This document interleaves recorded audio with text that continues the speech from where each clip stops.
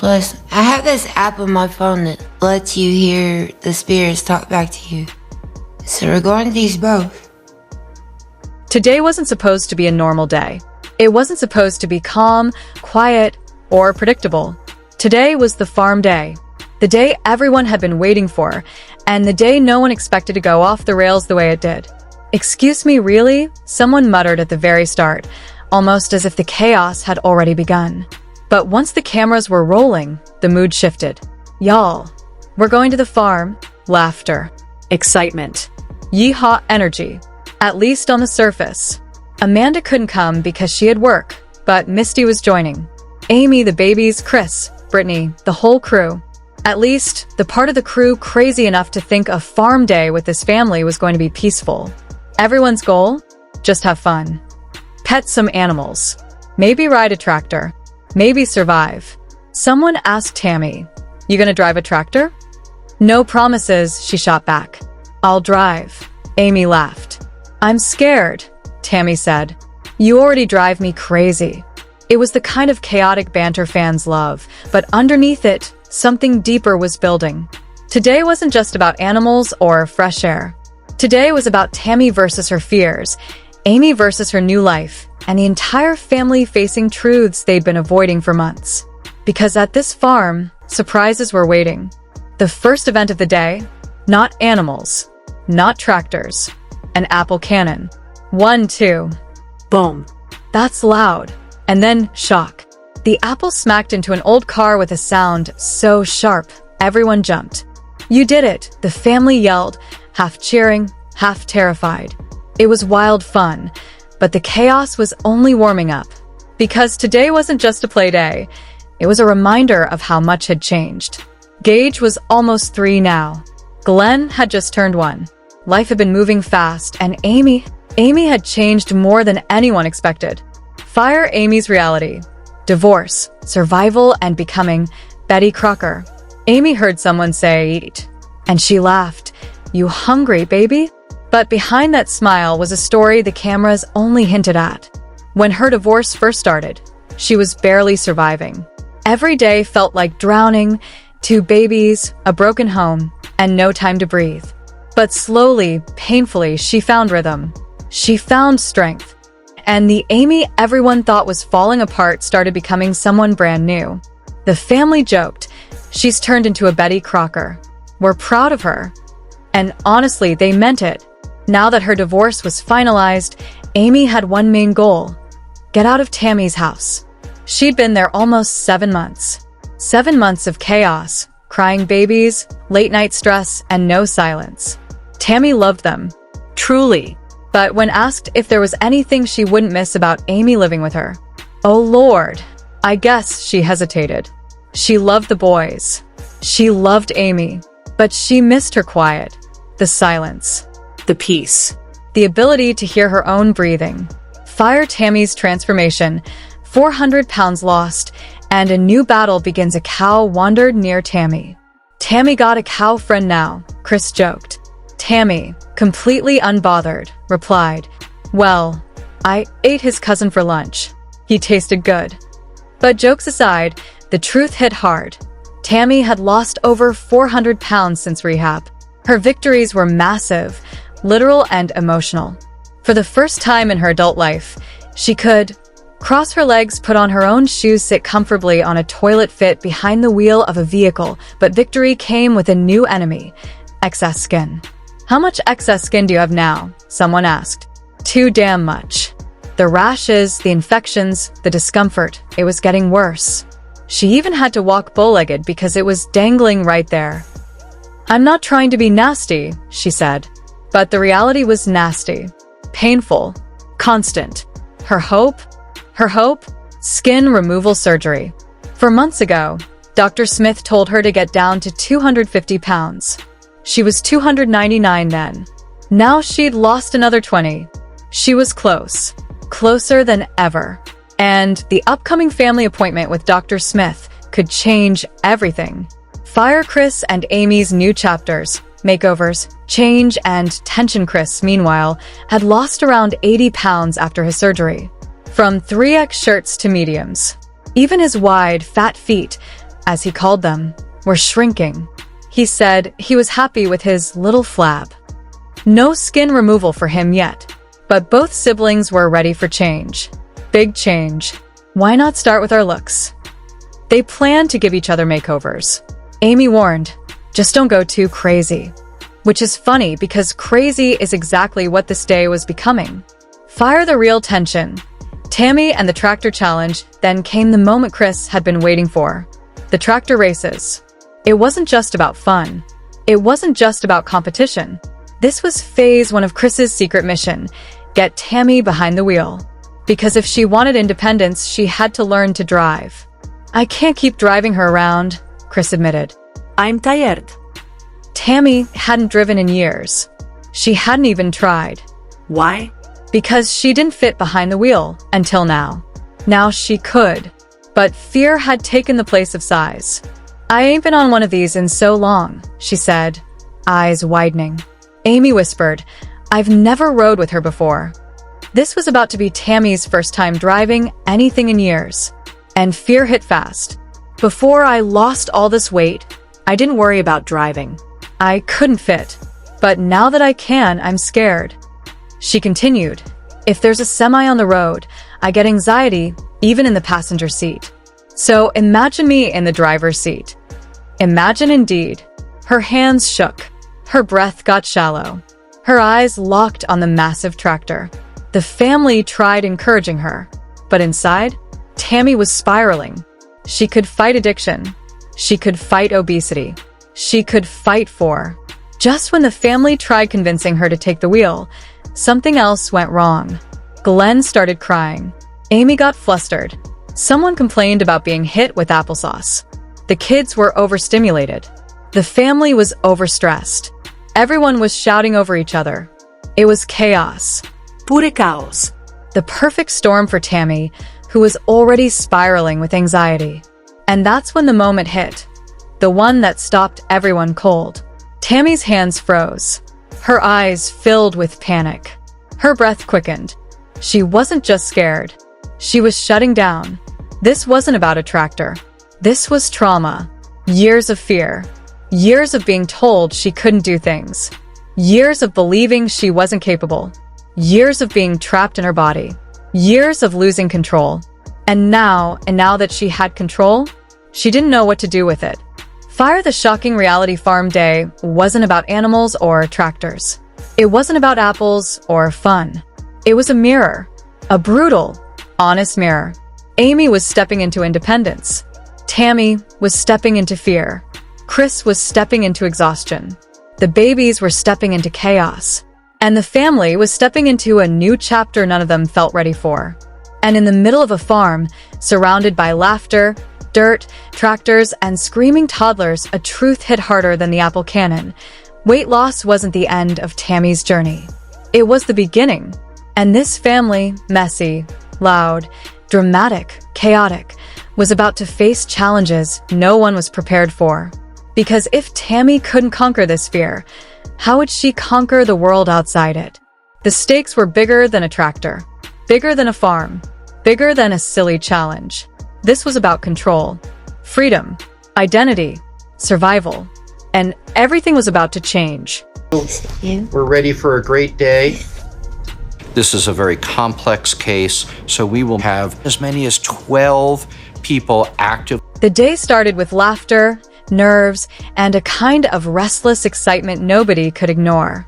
Tammy stood there staring at the open field like it was some kind of battlefield she wasn't sure she could conquer. Wind rolling through the grass, tractors rumbling in the distance, the smell of dust mixing with cold air. This wasn't just another farm day. This was a test of courage, independence, and everything she's been running from for years. Even though I'm nervous, she muttered, trying to steady her voice, I'm curious, and I want my independence. Those words hit harder than any engine roar. Everyone knew what she meant. Losing weight was one thing.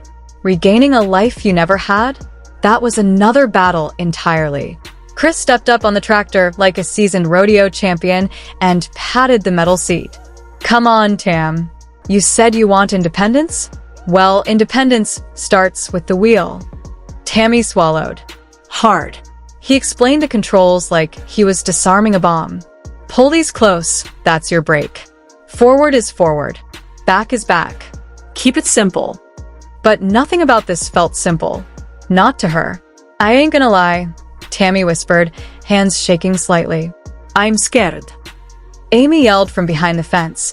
Don't turn nobody into ground beef, please. We're having beef tonight. The countdown began. 3, 2, 1. And suddenly she was moving, slow at first, then faster than she expected. Tammy screamed, half terrified, half thrilled. The others hollered like it was the Kentucky Derby. Dirt flying, adrenaline spiking, everyone's heart pounding with hers. When she stopped, she was shaking from excitement. I won, she shouted breathlessly. Chris wiped sweat from his forehead. I ain't gonna lie, I had a blast. She actually did it. For Tammy, that tractor wasn't transportation. It was a symbol, proof she was shifting from being pushed through life to driving it. Later that day, Tammy and Amy sat in front of their phones, messing with filters and laughing so hard they could barely breathe. They needed inspiration, a spark, something fresh to fit the new lives they were building piece by piece. Girl, this filter gave me coral roots, Amy complained. That ain't coral, that's trauma, Tammy snorted. The laughter masked what both of them felt deep down. They were rebuilding. Physically, emotionally, as women, as sisters. Amy scrolled through styles. If you could change anything, hair, clothes, vibe, what would it be? Tammy stared at the screen. I want to feel beautiful. For real. Not pretend filter beautiful. Real life beautiful. That hit different. It wasn't vanity. It was vulnerability. They decided to choose each other's makeover looks. A terrifying agreement neither fully trusted. Don't you dare give me blonde hair, Tammy warned. We'll see, Amy smirked. When they walked into the salon, the stylist gasped. Oh my God, Tammy, you look incredible already. Today, Tammy said, we want new hair, new clothes, new everything. New beginnings. But beneath the laughter, the nerves, the filtered jokes, there was truth. Tammy was insecure. She had lost hundreds of pounds, but the excess skin, heavy, painful, hanging, tried to steal her confidence every time she looked in a mirror. The stylist asked gently, are you doing skin removal soon? We're talking to Dr. Smith, Tammy said carefully. Hopefully soon. And the makeover began.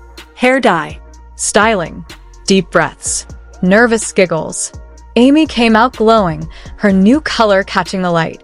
Tammy emerged next, chestnut brown with delicate highlights that framed her face perfectly. She stared at herself like she was meeting a new woman. I love it, she whispered. I actually love it. Outfits came next. Tammy stepped out in jeans for the first time in years. The entire room froze. You look good, Amy said, shocked. Like, really good. For Tammy, this wasn't Jay.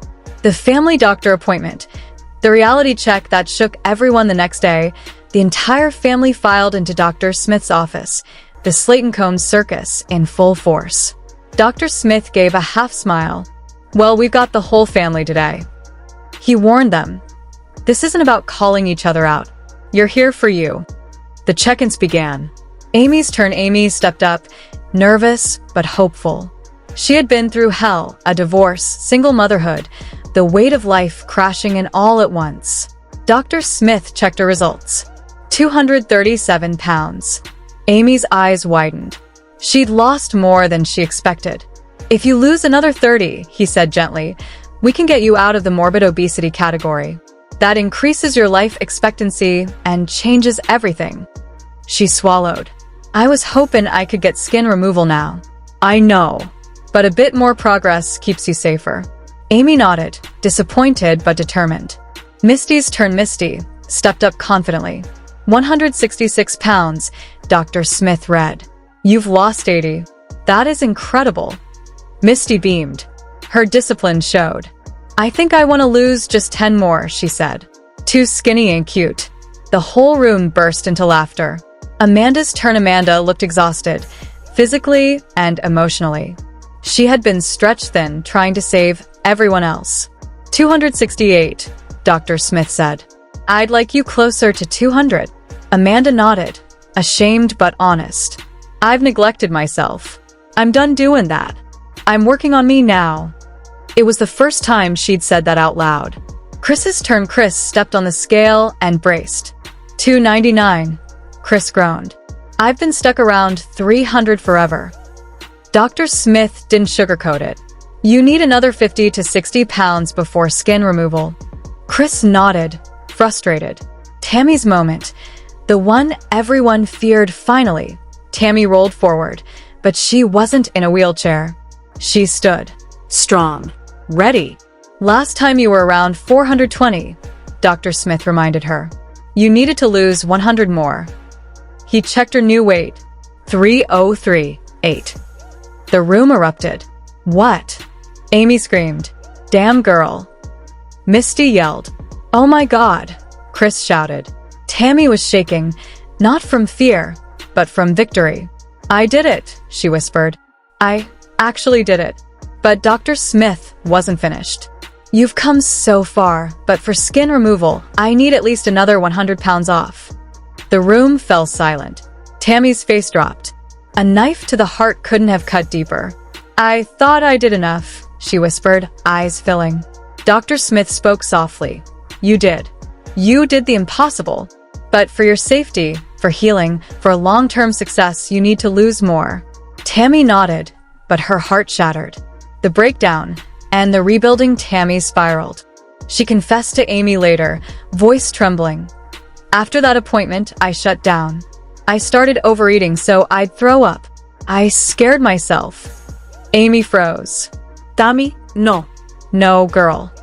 But I stopped, Tammy added. I realized I was hurt, but I ain't going back.